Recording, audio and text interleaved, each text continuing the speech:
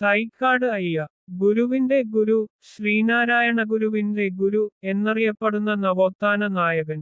സുബ്ബരായൻ എന്നായിരുന്നു ആദ്യകാല നാമം. ശിവരാജയോഗി അയ്യ സ്വാമികൾ എന്ന പേര് സ്വീകരിച്ചു.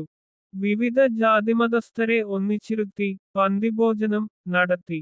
മനോന്മണിയും സുന്ദരം പിള്ളയുമായി ചേർന്ന് ശൈവപ്രകാശ സഭ എന്ന ആത്മീയ കേന്ദ്രം സ്ഥാപിച്ചു.